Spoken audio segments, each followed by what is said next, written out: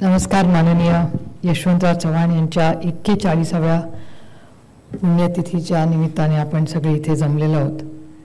या कार्यक्रमासाठी उपस्थित आदरणीय पवार साहेब, आमच्या सगळ्यांचेच ज्येष्ठ मार्गदर्शक काकोडकर साहेब, मधु मोहितेजी, माझी सहकारी दत्ता, व्यासपीठावरील आणि उपस्थित कैलासवासी चव्हाण साहेबांवर प्रेम करणारे आपण सगळे आज आलात. तुमच्या सगळ्यांचं मी मनापासून इथे स्वागत करते. संस्थेची जवळपास 3 दशकं हे कार्य पुढे नेणं हे खूप मोठं आणि जबाबदारीचं काम होतं. कारण माझ्या आधी खूप मोठ्या नेत्यांनी ह्या संस्थेला दिशा द्यायचं काम केलेलं आहे आणि त्याच्या 3-4 लोकांचा उल्लेख करणं मला आज महत्त्वाचं वाटतं. एक तर काकोडकर साहेबांचं खूप मोठं योगदान राहिलं आहे संस्थेमध्ये. विवेक सावंत सरांचं खूप मोठं योगदान त्यांचंही राहिलेलं आहे. आणि आज व्यासपीठावर आज अरुणभाई गुजराती नाही आहेत, पण अरुणभाईंचंही खूप मोठं योगदान आणि त्या काळातले सगळेच जे मोठे नेते ज्यांनी चव्हाण सेंटरच्या उभारणीत वेळ दिला त्यांचे खरंच मी मनपूर्वक आभार मानते.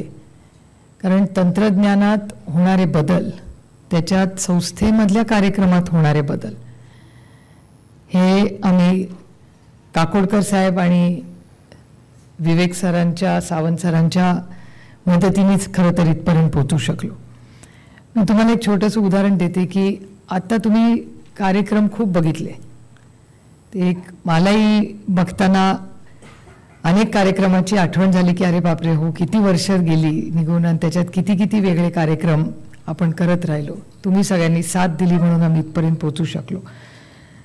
पण हे करत असताना एक गोष्ट प्रकर्षाने आजच्या समाजात जाणवते की जे स्वप्न कैलासवासी यशवंतराव चव्हाणांनी एक पुरोगामी विचारांचा महाराष्ट्र म्हणून जो मंगल कलश आणला आणि त्यांनी जी दिशा द्यायचं काम केलं, खरंच आज आपण आत्मचिंतन करण्याची वेळ आली आहे की खरंच त्या दिशेने महाराष्ट्र आज चालला आहे का. जी होणारी धोरणं असतील किंवा महाराष्ट्रातले सामाजिक प्रश्न असतील, त्याच्यात एक व्हिडिओ होता, त्याच्यामध्ये स्त्री भ्रूण हत्येचा उल्लेख केला गेला. मी कधीच विसरणार नाही की त्या वर्षी मला वाटतं शताब्दी होती चव्हाण साहेबांच्या जन्मवर्षाची आणि त्याच्यातून त्याच वर्षी मी स्त्री भ्रूण हत्येच्या विरोधात महाराष्ट्रात जागर उभा केला होता. म्हणजे एकीकडे तो काळ होता जिथे माझ्यासारख्या कुटुंबामध्ये एक मुलगी जरी झाली असली तरी आईवडिलांना वाटलं नाही की मुलगाच हवा. आणि त्यानंतर 30-35 वर्षांनी तंत्रज्ञान बदललं, शिक्षण वाढलं, पण स्त्री भ्रूण हत्येसारखा सामाजिक प्रश्न हा ऐरणीवर आला. हे खरंच एक समाज म्हणून आपण विचार केला पाहिजे की नक्की महाराष्ट्र कुठल्या दिशेने चाललेला आहे. ही संस्था सगळ्यांच्या टीमवर्कमुळे चालते. टीममध्ये शिक्षण असेल, आरोग्यसेवा असतील, अपंगांचे प्रश्न असतील, खूप वेगळ्या वेगळ्या गोष्टीत आम्ही काम करतो. आजच विवेक सावंत सरांच्या प्रयत्नातून एक वेगळा आम्ही प्रयोग इथे केला आहे. इथे जी AIT नावाची जी संस्था आहे जिच्यावरती क्लासेस चालतात, त्यातली काही मुलं मला इथे दिसत आहेत, त्या सगळ्या मुलांचं मी कौतुक करते की त्यांच्या टीमने एक मोठा प्रयोग आज इथे केला. एक परीक्षा घेतली, त्याच्यात व्हिज्युअली इम्पेअर्ड मुलं, म्हणजे जी मुलं बघू शकत नाहीत अशा मुलांनी कॉम्पिटिटिव्ह परीक्षा दिली आणि ती परीक्षा आपल्या या वास्तूमध्ये होते, ह्याचा मला सार्थ अभिमान. म्हणजे ही संस्था सगळ्यांची आहे, आम्ही फक्त इथे काम करतो. ही संस्था महाराष्ट्रातल्या प्रत्येक व्यक्तीची आहे जो चव्हाण साहेबांच्या विचाराशी जोडलेला आहे. आणि खूप वेगळे उपक्रम आम्ही करत असतो. प्रथम नावाची जी संस्था शिक्षणात उत्तम करते तीही ह्या संस्थेमध्ये आहे. पण मला एका गोष्टीची आता काळजी वाटते की शिक्षण बदलत चालले आणि AI आर्टिफिशियल इंटेलिजन्सचा एवढा मोठा इम्पॅक्ट जसा आपल्या सगळ्यांच्याच आयुष्यात झालेला आहे, तसा पुढे चव्हाण सेंटरला आत्मचिंतन करायला लागेल की पुढची 5-10 वर्ष संस्था काय काम करणार आहे. आणि त्याच्यात अर्थातच काकोडकर साहेबांचं मार्गदर्शन, सावंत सरांचं मार्गदर्शन आम्हाला खूप लागेल. कारण ChatGPT आता आलेलं आहे, ही नवीन पिढी सगळी ChatGPT वापरते. तर कदाचित ते टाईप करतील आता माझं भाषण ऐकल्यावर, जर कोणाला माहिती नसेल, की who was the first chief minister of Maharashtra. ChatGPT को पूछो, लायब्ररीला जायची गरजच नाही. आणि गुगलपेक्षा फास्ट आणि कन्साइज उत्तरं. म्हणजे आज जर मला इथे भाषण करायचं असेल तर मी फक्त ChatGPTला टाकायचं की आज YB Chavan centre 41st death anniversary please guide, की ते म्हणणार शॉर्ट भाषण पाहिजे का लॉंग पाहिजे, 3 मिनिटाचा 5 मिनिटाचा. बघा तुम्ही दाद देत नाही, ती सगळी टीम दाद देते माझ्या भाषणाला. आणि ते झाल्यानंतर ते सांगतं 3 मिनिटाचा 5 मिनिटाचा का 10 मिनिटाचा भाषण. मग आपण टाकायचं 3 मिनिटं 5 मिनिटं का 10 मिनिटं. त्याच्यानंतर ते विचारेल कुठल्या भाषेत भाषण पाहिजे, म्हणजे इंग्लिशमध्ये, मराठीमध्ये, हिंदीमध्ये, स्पॅनिश, फ्रेंच, जो भी आहे. मला एकच काळजी वाटते, पण गंमत अशी आहे बघा, मी तुम्हाला ते कॉन्ट्रास्ट आणि एक तुम्हाला कन्फ्युजनमध्ये मी टाकणार आहे.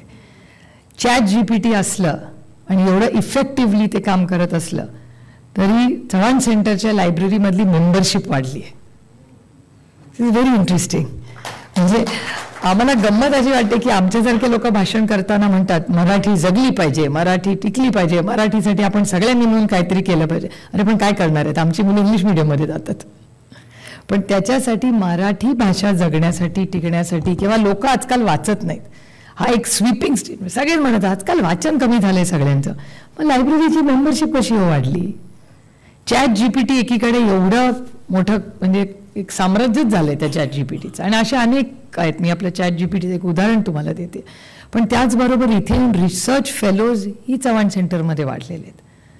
त्यामुळे आम्हीही पुढची 5-10 वर्ष किंवा महिला सबलीकरणाबद्दल आम्ही जो उपक्रम करतो, खरंच पुढच्या पिढीमध्ये महिला ह्या अशाच काम करून पुढचे 5-10 वर्ष आपल्याला पुढे काम करायचं आहे, की डीमार्टची का त्या उंबरठा ओलांडून त्या स्वयंपाकाचे पदार्थाचेच वर्कशॉप्स करून दुसरं काही महिला वेगळं करू शकतात का, हाही एक प्रश्न आला आहे. त्यामुळे आमच्यासमोर हे खूप मोठं आव्हान आहे की पुढची 10 वर्ष चव्हाण सेंटरचे उपक्रम आलेल्या या सगळ्या AIच्या, म्हणजे हे AIचं वादळ आहे, ते शिक्षणात आलेलं आहे. परवा तर काकोडकर साहेब, तुम्ही त्या संस्थेचे अध्यक्ष आहात, तुम्ही त्या संस्थेचे अध्यक्ष आहात, त्यांनी माझ्या पोटात गोळा आणला खरं तर. कारण का मी MKCLला गेले होते आणि MKCLला गेल्यानंतर त्यांनी तुमच्या सगळ्यांच्या मार्गदर्शनाने झालेला एक प्रोग्राम मला दाखवला. त्या प्रोग्राममध्ये जे शिक्षक 45 मिनिटात शिकवतात ते 10 मिनिटात MKCLच्या त्या पॉडकास्ट म्हणेन मी त्याला, त्याच्यात येतं. आणि आपल्या मनात जे जे प्रश्न असतील ना, तुम्हाला पाहिजे त्या भाषेतून तुम्ही ते विचारता. ती एक मुलगी आहे, ती मुलगी नाही आहे, पण तिला काहीतरी नाव दिले, आता मला आठवत नाही आता त्या मुलीचं नाव काय. आणि ती मुलीला आपण प्रश्न विचारायचा, तुम्ही लिहून लिहू शकता किंवा ओरली पण विचारू शकता. ते विचारलं की ती तुम्हाला समजून सांगते की त्याचं उत्तर काय. म्हणजे या MKCLनी एक अशी गंमत केली की उद्या मला जर इंटरव्ह्यूला जायचं असेल, म्हणजे माझ्या केसमध्ये आता लोकसभेला मला तिकीट मागायचं आहे, तर मी कशी इंटरव्ह्यूची तयारी करायची, तर त्या मुलीला विचारलं तुम्ही, ती तुमचं कोचिंग करून घेते की कसं तिकीट मागायचं. आज मला नोकरीला जायचं आहे एअर इंडियामध्ये, इंटरव्ह्यू कसा मी द्यायचा.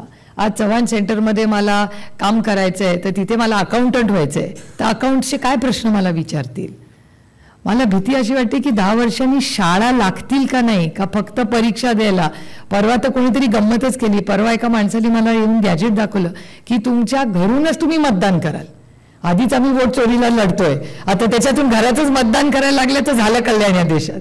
पण किती तंत्रज्ञान, मला असं सांगायचं आहे की तंत्रज्ञानात किती बदल होत आहेत, तसं संस्थेलाही आत्मचिंतन करावं लागेल की आपण जे कार्यक्रम करतोय त्याचं मूल्यमापन आम्हाला करावं लागेल. आज ज्या संस्थेसाठी कौतुक करण्यासाठी खरं तर आपण हा सोहळा आहे, हे युसुफ मेहर अली सेंटर. मी त्यांच्याची चर्चा करत होते की त्यांचं खूप मोठं काम संपूर्ण मुंबईपासून कोकणाच्या भागात खूप ऑल इंडिया त्यांचं काम आहे. तर ते आणि चव्हाण सेंटर आणि पुढची 10-15 वर्ष आपण एकत्र हे जे सामाजिक काम ज्या पद्धतीने उभं करत होतो त्याच्यात आपल्याला काही बदल करावे लागतील का, या सगळ्या गोष्टीचा मोठा विचार आम्हाला सगळ्यांनाच करावा लागणार आहे. याचबरोबर सामाजिक प्रश्न आहे, म्हणजे एकीकडे म्हणजे काकोडकर साहेबांचं MKCL आम्हाला बॉट्सवर शिकवतोय की शिक्षण कसं करायचं, हे झालं तंत्रज्ञान. आणि दुसरीकडे या राज्यात अंधश्रद्धा वाढतीये का. आजही पुण्यासारख्या म्हणजे दुर्दैव आहे, मी एक खूप म्हणजे जड अंतकरणाने कबूल करते की ज्या लोकसभेच्या मतदारसंघात मी लोकप्रतिनिधी म्हणून काम करते तिथे एका महिलेची हत्या होते कारण तिने हुंडा दिला नाही. त्याच्यातच म्हणजे इथे जेव्हा काम आम्ही करतो तेव्हा असं वाटतं की एकीकडे माणूस चंद्रावर चाललाय, तो AI वर बोलतोय, तो ChatGPT आहे, पण घरातले बुरसटलेले विचार बदलत नाही आहेत का? मग एवढं जर शिक्षण वाढलेलं आहे तर शिक्षणातून शहाणपण येतं असं लोक म्हणतात, मग ते होत नाहीये का? श्रद्धा आणि अंधश्रद्धा, श्रद्धा ही असलीच पाहिजे, ती कुणावर ठेवायची हा तुमचा वैयक्तिक प्रश्न आहे, त्याच्यात आम्हाला कुणालाच ढवळाढवळ करायचा अधिकार नाही. पण अंधश्रद्धा या राज्यात वाढली आहे, देशात वाढली आहे. आणि मला नवीन पिढीचं आश्चर्य वाटतं की या अंधश्रद्धेत वाय किंवा का हा प्रश्न नवीन पिढी कसा विचारत नाही जेव्हा ती एवढी तंत्रज्ञानात आहे.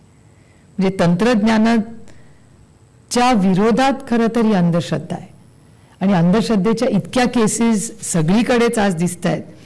त्याच्यामुळे त्याच्यातही यशवंतराव चव्हाण सेंटरनी काम करणं गरजेचं आहे. आम्ही त्यांच्याबरोबर काम करतो, पण मला वाटतं आत्ता जी अंधश्रद्धा राज्यात वाढलेली आहे ती दाभोळकरांनी केलेलं एवढं मोठं योगदान, एवढं मोठं काम त्यांनी उभं केलं, त्यांची हत्याही झाली, असे किती लोक, गौरी लंकेश असतील, ही सगळी गमावली ना आपण लोक ह्या अंधश्रद्धेच्याच मागे.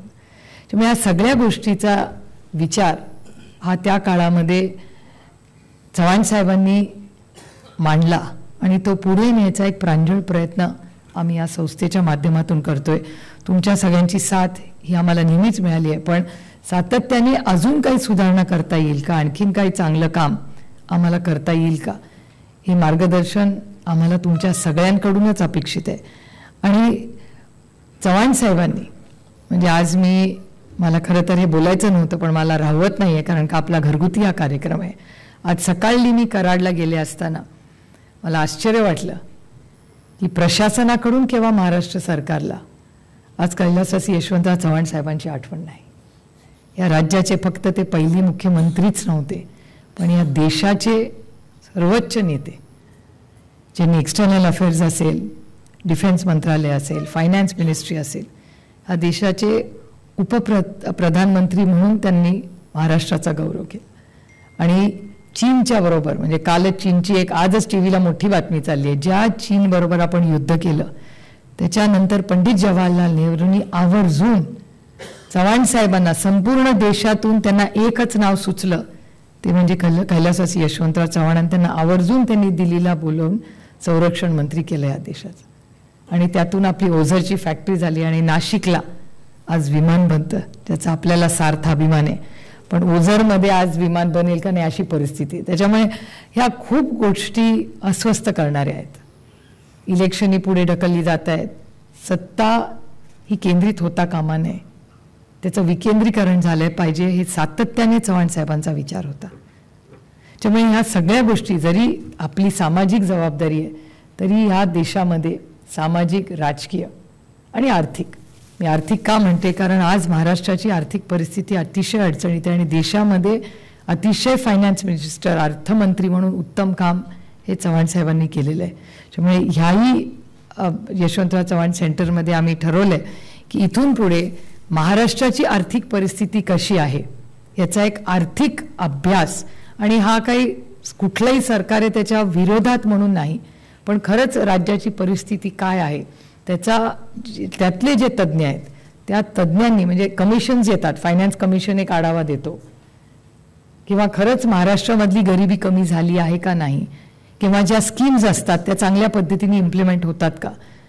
तर ह्या financial position of a state म्हणजे राज्याची आर्थिक परिस्थिती कशी असली पाहिजे त्याचं एक थर्ड पार्टी ऑडिट, ते कधी चांगले असेल कधी वाईट असेल. कारण का आपल्याला आठवत असेल जेव्हा UPAचं सरकार होतं CAGचे रिपोर्ट्स यायचे.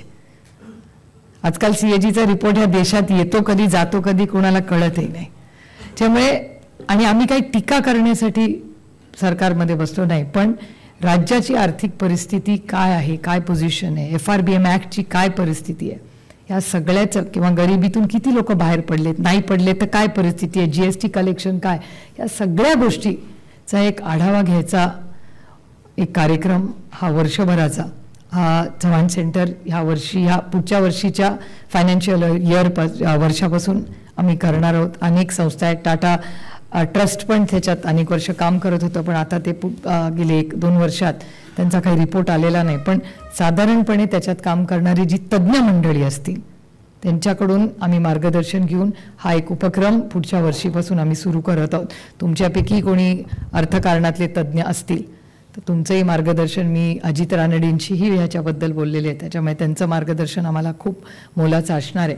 पण असे महाराष्ट्रातले जे तज्ज्ञ आहेत त्यांचं मार्गदर्शन घेऊन पुढची राज्याची आणि देशाची धोरणं काय असली पाहिजेत याच्यासाठी एक अभ्यासक्रम म्हणून चव्हाण सेंटरमध्ये अनेक उपक्रम आम्ही पुढच्या काही वर्षांमध्ये करण्याचा निर्णय घेतलेला आहे.